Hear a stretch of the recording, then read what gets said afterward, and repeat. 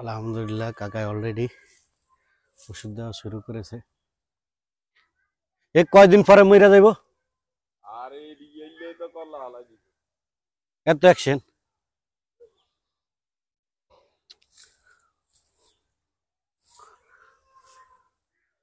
ওষুধ অলরেডি দেওয়া শুরু করে দিয়েছে। দুলাল কাকার কবর কোনটা? ইজ্জা রফিকা গুনি উড়াইছে। ভালো খবর উড়াল হইছে নি। বানাইছে এমনি খাওয়া দাওয়ার কি হাত হয়ে গেছে আর ওই উড়াই দিছে আর কি।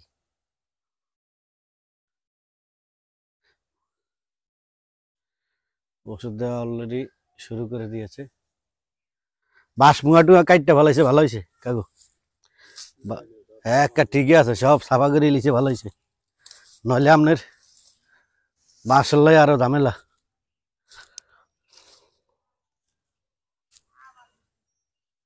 হয় এই থাকে না তো, কয়েক মাস পরে আবার উঠতে যায়। ঘন ঘন মারন লাগে। ঘন ঘন মারা লাগে। হ্যাঁ, তুই একবার দিলি কাকায় ওষুধ মারতেছে। আর ইয়া হয় না।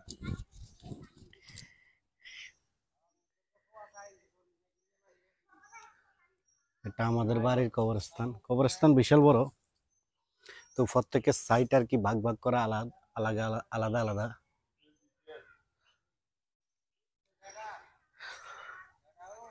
কবরস্থান বিশাল বড়। তো আমাদের যে সাইডটা, ওই সাইডটার ভিতরে ওষুধ দিতেছি আলহামদুলিল্লাহ, যাতে করে কবরস্থানটা এরকম পরিষ্কার হয়ে থাকে। আজকে আসলাম আমি জিন্দা কবরস্থানে। কোনো একদিন তো আমি এই কবরস্থানে শুয়ে থাকবো, হয়তো সেদিন আমার জায়গায় অন্য কেউ আসবে এর সেবা যত্ন করার জন্য। আজকে আমরা ওষুধ দিতেছি।